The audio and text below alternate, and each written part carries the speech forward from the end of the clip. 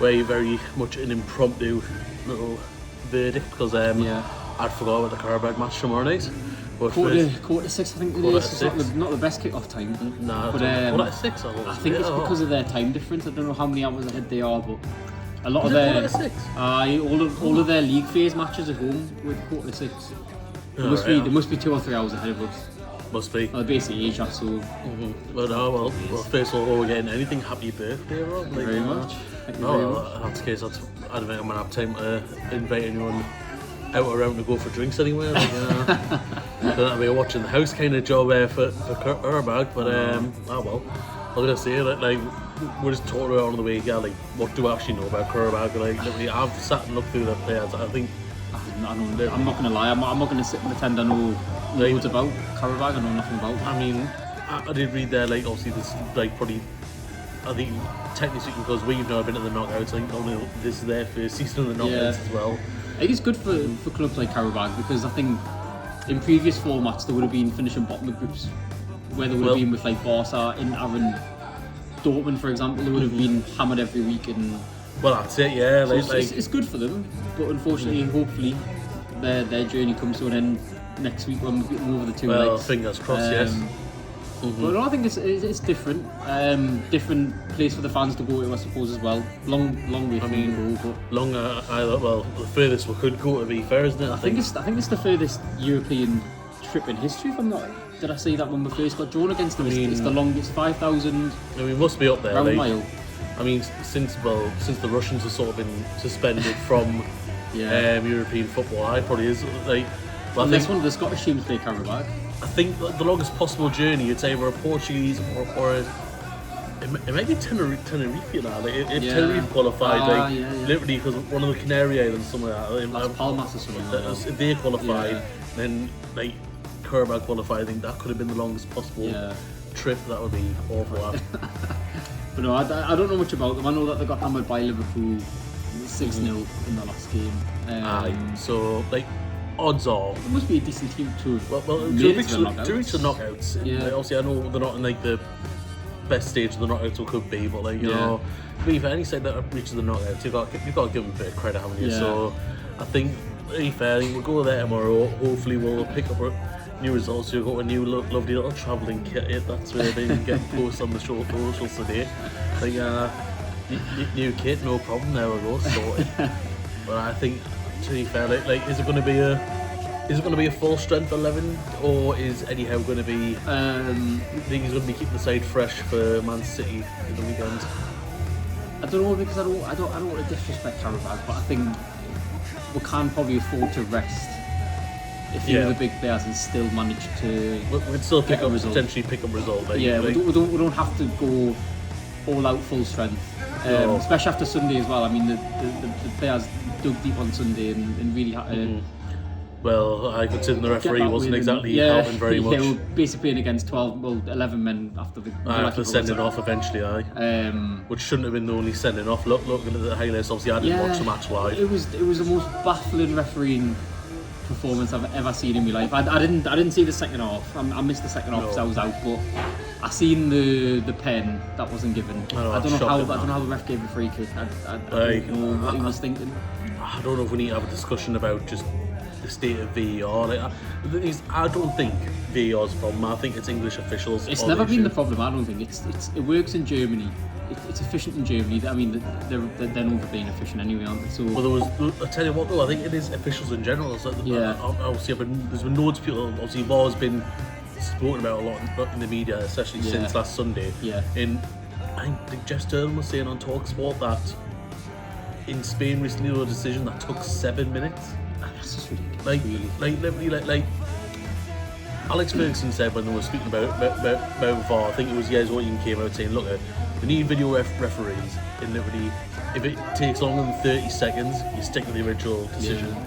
There should be a timer on it, shouldn't there? There should be a timer where the countdown. You've got 45 seconds to make a decision from seeing the replay. Yeah. Literally 30 seconds for the video ref. If they can't make a decision, the actual ref gets to have a look at it. If you can't make a decision in 30 seconds, from what I remember as well. From what I remember from the Euros and the World Cup, I think VAR worked pretty well in those tournaments. I don't remember there being a like, controversy. There wasn't really long waits for decisions or anything like that. It was fine. It was like there wasn't really much of an issue. It was quick. It was I don't remember anything happening that was controversial. It is the incompetence of the English referees, which I've never understood why we've got English referees in the Premier League. Like, we've got the best foreign players in the world, we've got some of the best foreign managers in the world, we've got the most money in the world. Why can't we invest? Why can't we bring in foreign referees that you see? Your bro's joined the live there. Hello, Lord James, son. I'm going to be able to hear him. Nah, we'll not be able to hear him. James, we won't be able to hear you, there's music on. And I'd say we can invite him as a guest, but like, not literally, like, I mean, you know, it's maybe something I'm gonna have to do in the future, like, because I got some microphones for Christmas, didn't I? So what I could do is I could place a little microphone underneath here, so you would, and then obviously have us talking. Yeah. So, well, that's an idea for the future, maybe. Yeah. But also, I think there's a lot of questions that need to be asked. I mean, some people have been calling for Howard Webb to be sacked as head of the referees. It's gotten worse, hasn't it, since he came in as the head of PG Mall. Pujamol. PGMOL, like Pugmol. I don't know, like PGMOL. But it feels like it's gotten worse. It definitely does. VAR wasn't the best anyway beforehand, but like over the last couple of years, there's been a lot more controversial incidents, and it seems like every single weekend in the Premier League, there's at least one controversial decision that happens. I mean, is it not worth having like a fan panel?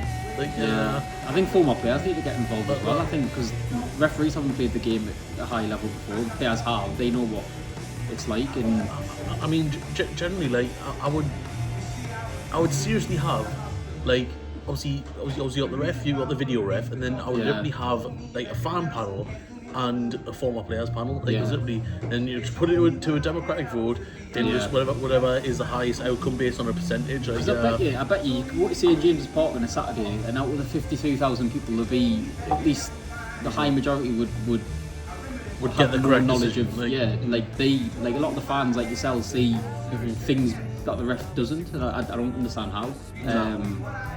Managers see everything as well. Like even like the former manager / player panel, like get Arsene Wenger on. He was speaking a lot about the offside.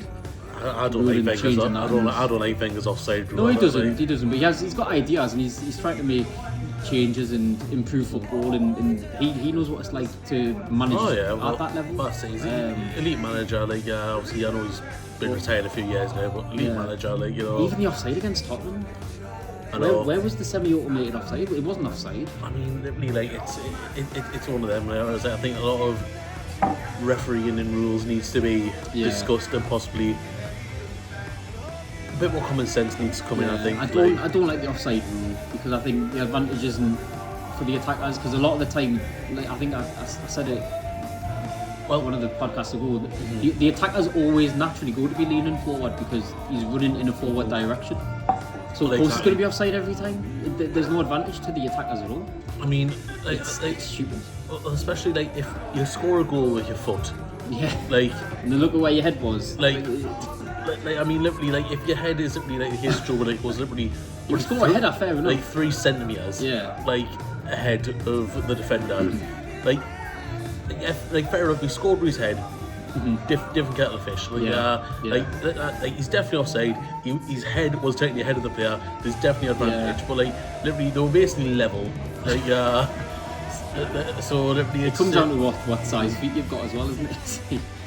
Oh, this player's a size 10. This one's a size. The defender's got a size 8. So. Well, that's it. Like you're too tall, too short. You wear a size 13 foot, and that could be an issue. If I was a manager, I'd start encouraging my players to wear a size 5 or something. Just squeeze your feet into the smallest shoes you can, so your toes are curled up, and that doesn't matter if they're curled up or not. You won't be offside anymore. Exactly, there we go. Sorted. Like just everyone's got to have a bald head, so like the hair can't get caught offside. That'll be what's next, man. Imagine Elvis being a footballer. He would always be offside, even when he's quick. Marouane Fellaini's career wouldn't have been half as good as it was. But no, like, I think that we'll watch the match tomorrow. See how we get on. Yeah. We'll try and do. I'll try and aim to do a live watch along. Like, cause I mean, it doesn't look like I'm gonna have time to go home and get changed or whatever. Like, if the match is as early as that. But no, I think we'll try and we've got time. We'll try and meet up maybe before the Man City game, do a little Man City preview. Yeah. Hopefully talk a little bit Another about Man City this. preview. Oh, yeah, Before the next Man City preview. Have we played Man City this season? I didn't think we played them. Like just 5 times. I think what we should do is this season. we'll do a preview for the Man City game on Saturday, but then not say what date it is or anything like that, so we can just reuse that video for early March. Just repost it. Yeah, like, just like he has nobody will notice. one of many Man City previews. Like no one will notice. Nah, literally. But no, I think we win tomorrow without a strong team. I think we can rest players and still get a win.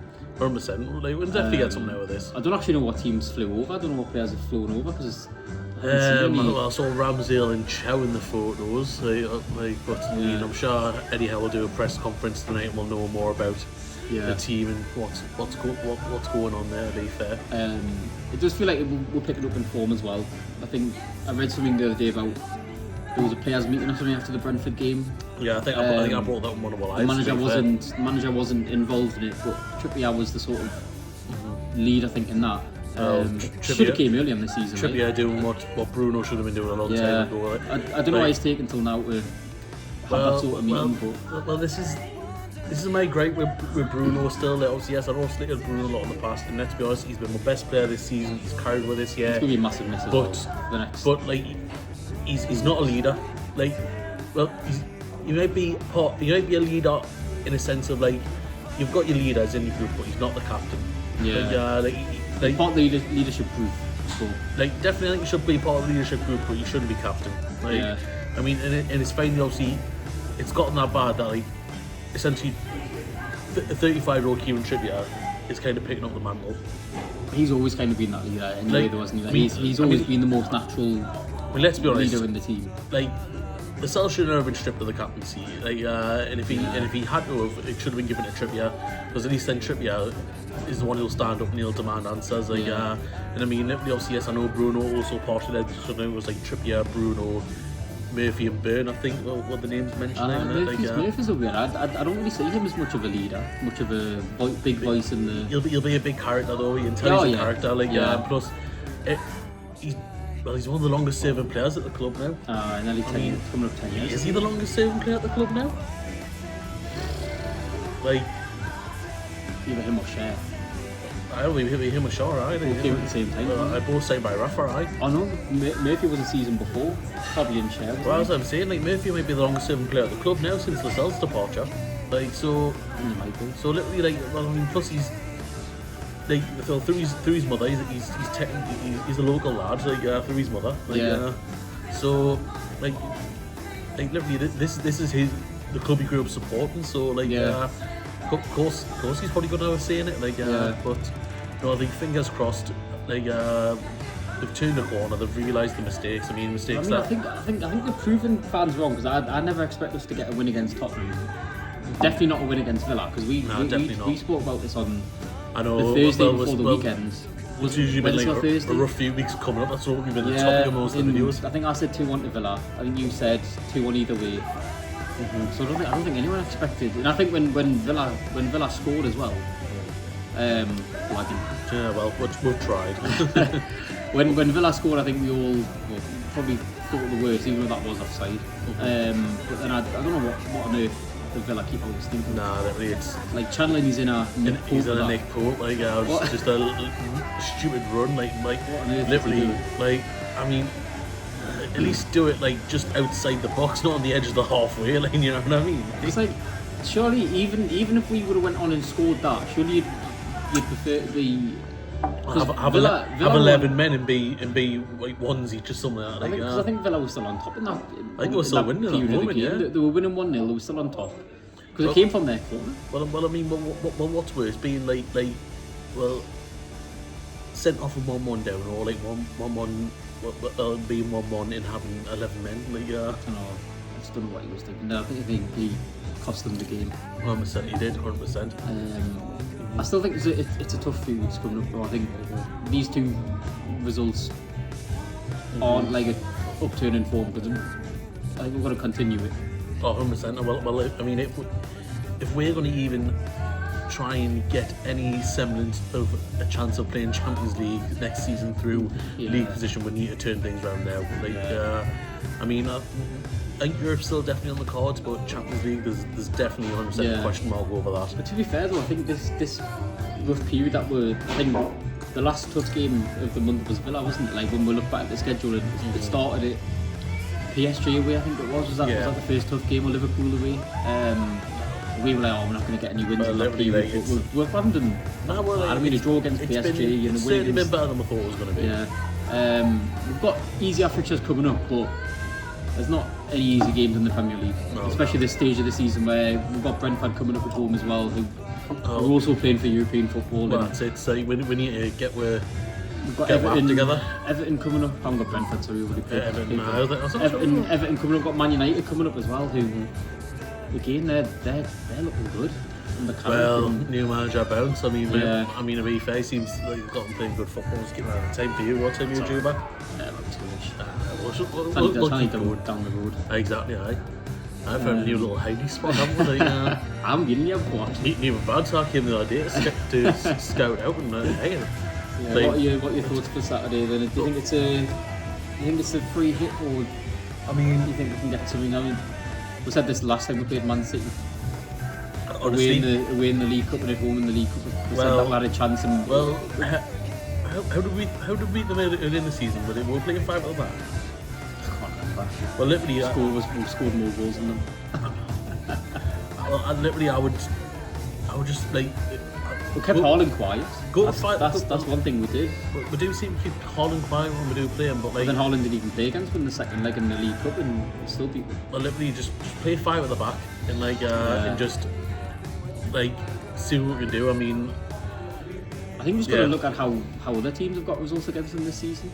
Like, how did someone get a point against them? I wish I could give you a whole tactical analysis or something but I'm not watching enough of Man City to say I think it's probably the worst time of the season to play Man City as well, when they're in a title running.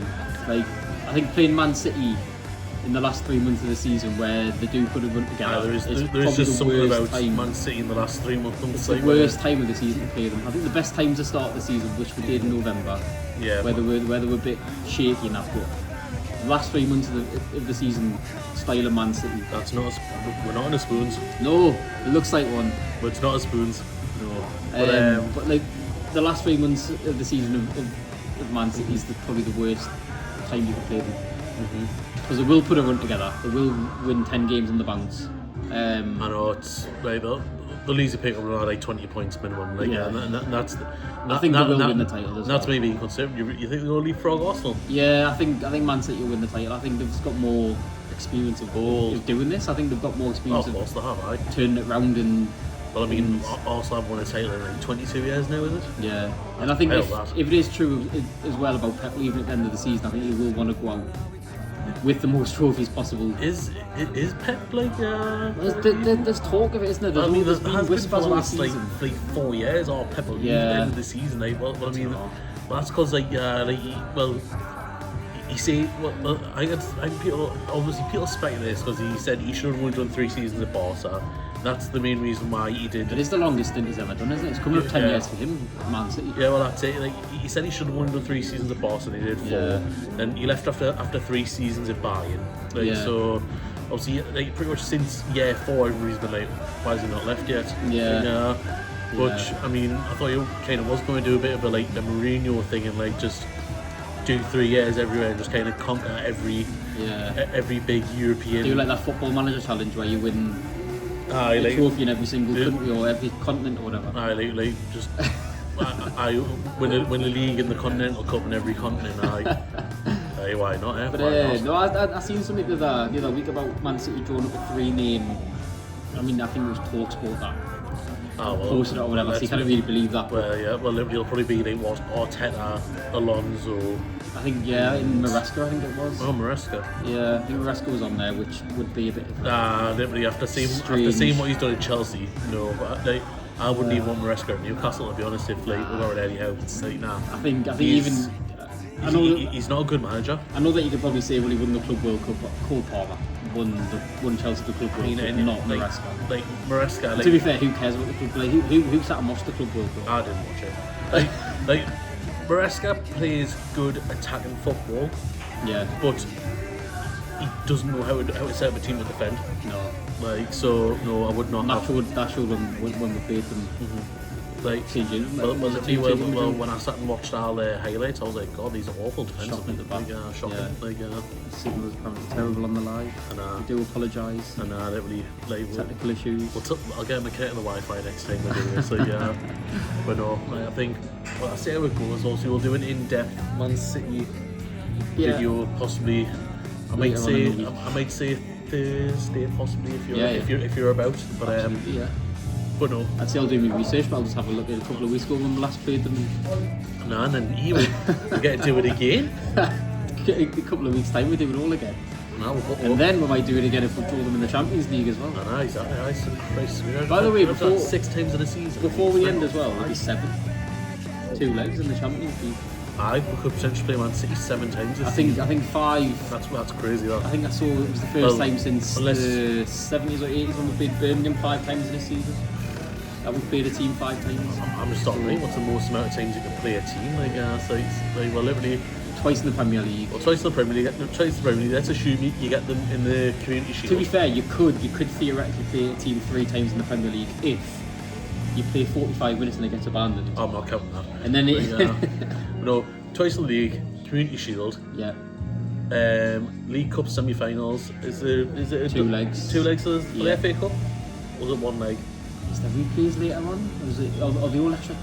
There's no replays after round 3, so that no Premier League teams can play any replays. So it could have been 8 if there was replays. But is the 2 in the semi-final? No, just 1 at Wembley. So it's 3 Champions League. Let's say twice in the Champions League. There's 8, and then then again. 8. I'm assuming just 8 there. Club World Cup in the summer because they've been expanded now as well. I'm not going to count the Club World Cup. But no. Pre-season? Do you count pre-season friendly? No, I'm not counting pre-season friendly. They don't count. We're not Pele. But no. There must be something else. That's strange thing. There must be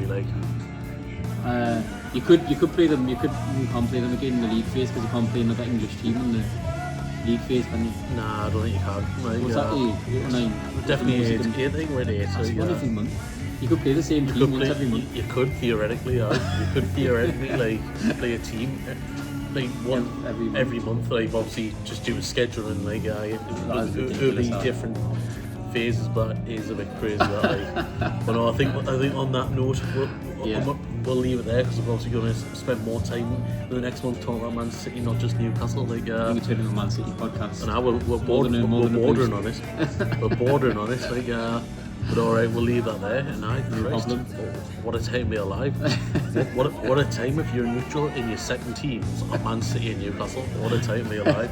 That photo of the kid as well from 2012, whatever, chucking the scarf in the bin. I bet he's switched allegiances about 4 times. I don't know if he's a glory hunter. I don't think so. Scarf and all he that. might have had a little wobble like a year ago. Wonder what he's doing now.